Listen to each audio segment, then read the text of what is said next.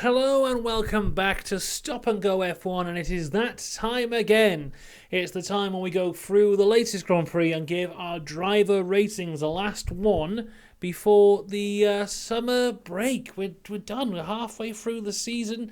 We will be having a special video going up, I don't know, probably this weekend, maybe? Yes, let's say this Friday. There'll be a special video going up, our mid-season driver racing. So all the scores that we've gone through all the year, we'll put it all together and find out who is where the rankings so far as we reach the halfway point of the season. So make sure you subscribe for that. But let's get into the rankings here and the ratings for the Belgian Grand Prix. Now, of course, this was a sprint race weekend.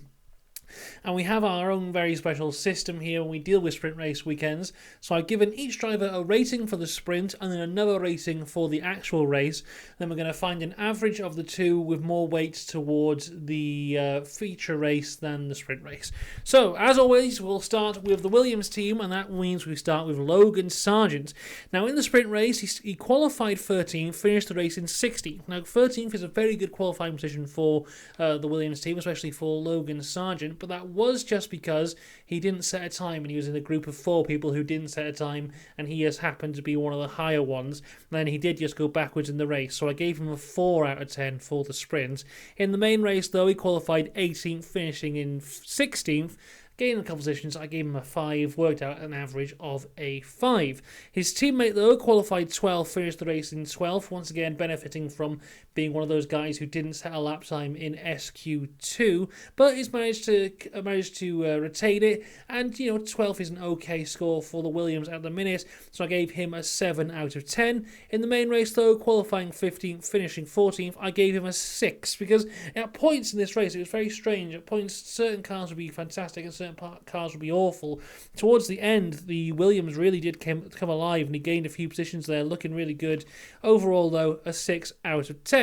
Across to the AlphaTauri team, Daniel Ricciardo's second time out in the AlphaTauri car, qualifying 11th for the sprint, finishing the race in 10th. I gave him an 8 out of 10. Very good result here for him, but not so good in the main race, qualifying 19th, becoming not a great qualifying for him, but he did have a time which would have been good enough to get into Q2, but unfortunately was deleted due to track limits. Then he just got stuck in a DRS train, couldn't really do anything. I gave him a 6. Overall, that is a 7 for Ricciardo. Yuki Tsunoda, though, in the sprint race, qualifying 16th. Then in the main race, finishing 18th, really quite a bad performance for Yuki. I gave him a 4 out of 10 for the sprint, but he made up for it in the main race, qualifying 11th and finishing 10th, bringing home another point for the AlphaTauri team, for which I gave him a 9. Overall, an average of a 7.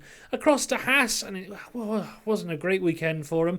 Nico Hülkenberg qualified 20th for both races, finished 17th in the sprint. I gave him a 6 there. Finishes 18th in the main race. I gave him a 5, overall of a 5.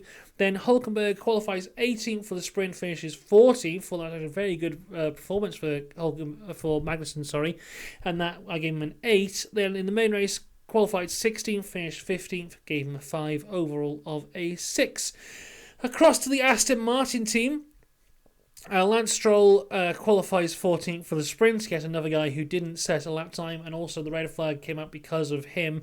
Daring move, trying to go for the the medium tyres, the dries on a wet track, but it didn't work out for him. But he did finish the race in 11th. I gave him a 7 for that. Then in the main race, he qualified 10th, finished the race in 9th. Yes, again, another 7 overall. Alonso, awful in the sprint. Another guy who didn't set a lap time in Q2, so he qualified 15th.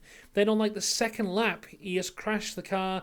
It just seemed like a really strange thing there. He was trying to battle a Haas of all things. I actually gave him a 1 out of 10 for the sprint, because really, even though it was his birthday, it would have made no difference if he didn't show up for both days, really. In the main race, though, he really made up for it, qualifying 9th, finishing 5th. I thought this was actually in the main race, one of his best performances of the entire year. I gave him a 9 out of 10 for that. Way down from the sprint race, unfortunately, but overall it was a 6 out of 10 on average. But yeah, that main race performance from Alonso, fantastic stuff. Across to Alpha Tauri, Zhou Guan Yu qualified 19th, finished the race 15th. I gave him a 7. And then the main race qualified 17th, finished the race 13th, another 7. An average of a 7. Valtteri Bottas qualified 17th, finished the race 13th. I gave him an 8 for that. I thought it was a great performance from Valtteri. In the main race, qualifies 13th, finished the race 12th. Gave him a 6, average overall of a 7 for Valtteri. Yes, again, Alfa Romeo just being those guys who just lower middle, sticking around there at all times. Wow, McLaren now. What a difference a day makes. My goodness. Oscar Piastri. Sprint race. Qualifies second, finishes second, leads the race for a little bit. Absolutely incredible performance from him. 10 out of 10 for the sprint race. But then in the main race, he qualifies 5th. Great qualifying performance from him. Unfortunately, it gets hit by Carlos Sainz at the start. Doesn't make it to the end. Did not finish the race.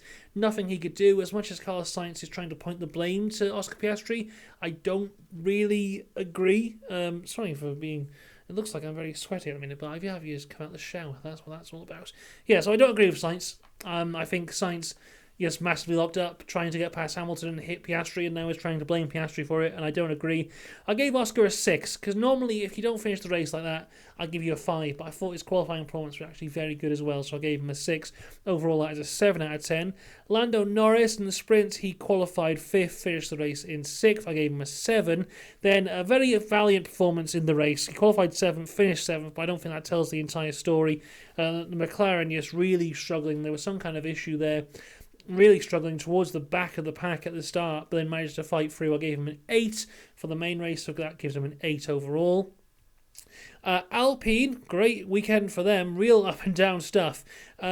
Pierre Gasly in the sprint race qualifies 6th, finishes 3rd. One of the guys who massively benefited from pitting early on, but then managed to keep Hamilton behind him. Did a great job there. 10 out of 10 for the sprint. In the main race, though, qualifying 12th, finishing 11th. I gave him a 5. So overall, that averages out as a 7. Ocon, though, qualified 9th, finished 9th for the sprint. So that's a 7 out of 10 for him there. But great performance in the feature race, qualifying 14th, finished the race in 8th. I gave him a 9 out of 10. I think that's kind of one of those performances that went under the radar, really, not really getting much screen time. I think if that had been given more screen time, he would have been possibly driver of the day for sure on the fan vote. Overall, though, for the weekend, he gets an 8. On to Mercedes. George Russell qualifies 10th, finishes 8th in the sprint. That's a 6 out of 10 for him. And then in the main race, he qualifies 8th, finishes 6th. Another 6 out of 10 for a 6 overall. Lewis Hamilton, though, qualifies 7th, finished the race in 4th, got a penalty for hitting Checo, went down to 7th. I just gave him a 6 for that because, I don't really want to get into the conversation of is it a penalty, isn't it a penalty, but, it's just one of those things that happen. I thought it was more of a racing incident, but it was obviously very annoying for Sergio Perez and annoying for me because I had Perez on my fantasy team, and that lost me a lot of points, Lewis. You don't understand how much this means to me. Anyway, in the main race, he qualified 3rd, finished the race in 4th. I gave him a 7, overall of a 7. Carlos Sainz qualifies 3rd, finishes the sprint race in 4th. I gave him an 8 for that. Great performance, really, there, considering the whole tyre stuff. I mean, he was stuck behind Lewis quite a bit, but overall, I think it was a decent performance. Race, though, not so great. Qualifies 4th, doesn't finish the race. As I've said before when we talk about Oscar Piastri, I blame Carlos really for that more than anything else. I think it was a huge mistake there. Then an even bigger mistake on Ferrari to keep him out for 25 laps and just wasting that energy. I gave him a 1 for the main race, so overall he got a 3 out of 10. Charles Leclerc, though, he qualified 4th in the sprint, finishes 5th. I gave him a 7. In the main race, on pole to 3rd place. I mean, Max was always going to beat him, but I do feel he could have fended off Checo maybe a bit more. I mean, he was in the lead of the race for 4 corners, something like that. I think he could have gone longer, especially when we saw Lando fighting off Max Verstappen for 4 laps at Silverstone. I think Leclerc realistically could have gone a bit longer here, but there you go. I gave him an 8 for the race, giving him 8 overall. Then Sergio Perez qualifies 8th for the sprints, does not finish the sprint race. I gave him a 5. You maybe think I should give him lower because his qualifying position was quite low. But when he got hit by Hamilton, he was fighting for 3rd place. It would have been 3rd or 2nd for Checo if Hamilton hadn't hit him. So I think overall that could have been a good position if not for something that was relatively out of his control. Then in the main race, he qualifies second, finished the race in second, gave him an 8, overall a 7. Then on to Max Verstappen. He qualifies first for the sprint. He finishes the sprint first. That's a 10 out of 10. He qualifies 6th for the race. Well, actually, he qualified first, but he got a penalty. He finishes the race in first. Anyway, that's a 10 out of 10. Average of 10 out of 10. There you go. Very simple for Max Verstappen there, as it is for most of our driver ratings when we talk about Max Verstappen, because there's only a few times he hasn't actually got a 10, because it's very hard to nitpick his performances because he's that good at the minute. So there you go. There are my driver ratings. Here they are on a piece of paper, because I write stuff down like an old man.